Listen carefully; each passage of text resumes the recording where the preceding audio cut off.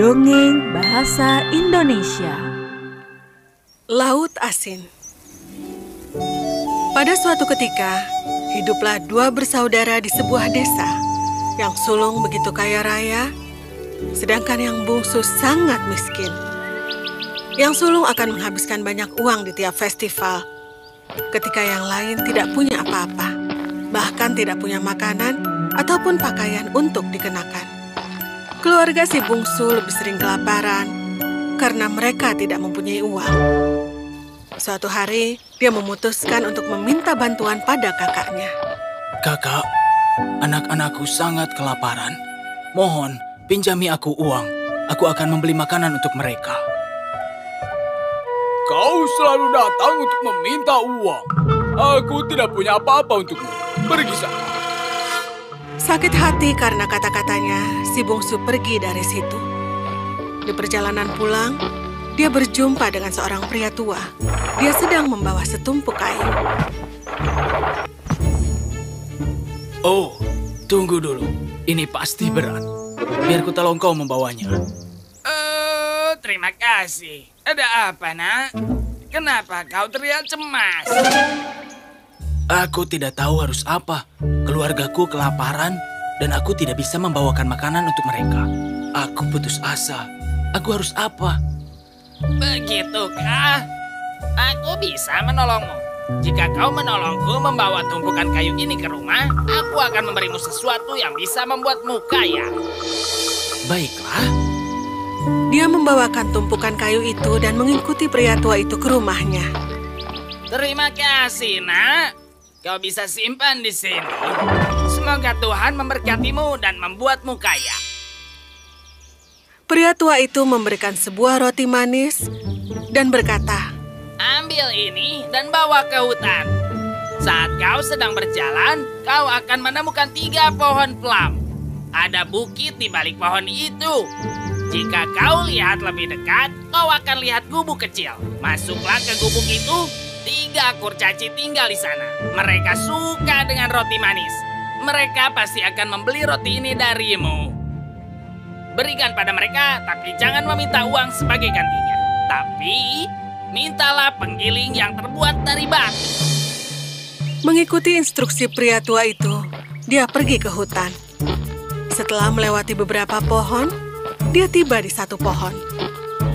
Saat dia melihat lebih dekat, dia sadar ada 3 pohon plum berjajar di sana.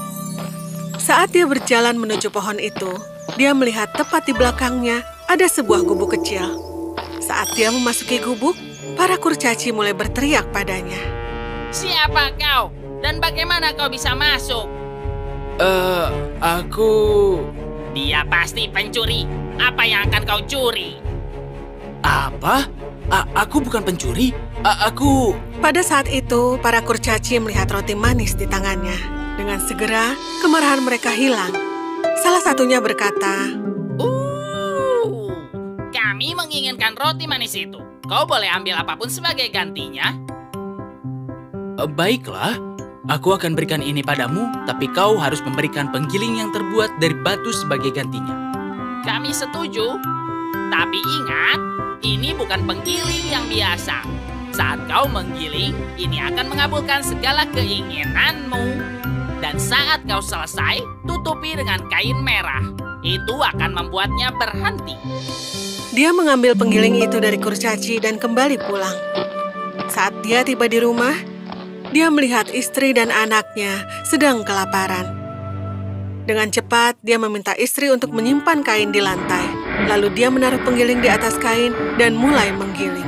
Penggiling, oh penggiling, berikan aku kari penggiling. Oh penggiling, berikan aku kari. Penggiling itu mulai membuat kari. Lalu dia menutup penggiling itu dengan kain merah, dan penggiling itu berhenti membuat kari seketika. Dia mengambil kain itu dan mulai menggiling lagi. Penggiling, oh penggiling, berikan aku nasi penggiling. Oh penggiling, berikan aku nasi. Dengan cepat, penggiling itu menghasilkan setumpuk nasi. Semuanya makan dengan lahap. Setiap hari, si bungsu meminta penggiling untuk menghasilkan banyak hal. tepung, kacang-kacangan, jawawut, dan banyak lagi. Lalu dia membawa semuanya ke pasar untuk dijual. Dengan cara ini, dia menghasilkan banyak uang. Lalu dia menjadi kaya raya. Dia membangun rumah besar untuknya dan keluarganya. Semuanya sekarang mempunyai pakaian baru. Semuanya bahagia, kecuali si sulung yang merasa iri pada keberhasilannya. Bagaimana bisa terjadi?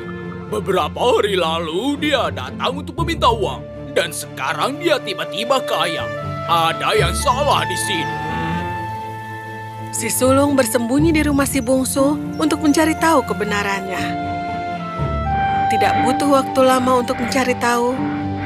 Keesokan harinya, dia mencuri penggiling dan memutuskan untuk meninggalkan desa bersama keluarganya. Ayo, cepat pergi. Dekat dengan desa itu, ada sebuah pantai. Dia tiba di pantai dan pergi bersama keluarganya dengan perahu ke negeri yang jauh. Di perjalanan, dia memutuskan untuk mencoba penggiling itu. Penggiling? Oh, penggiling, berikan aku garam, penggiling. Oh, penggiling, berikan aku garam.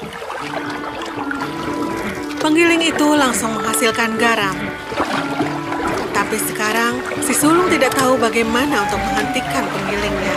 Penggiling terus menghasilkan garam, dan perahu itu terlalu berat, lalu menenggelamkan semua orang di atasnya. Jika saja dia tidak iri dengan si bungsu, si sulung dan keluarganya juga bisa hidup bahagia. Inilah kenapa kita tidak boleh iri dan harus tetap bahagia dengan apa yang kita punya. Inilah yang terjadi kalau meminta terlalu banyak.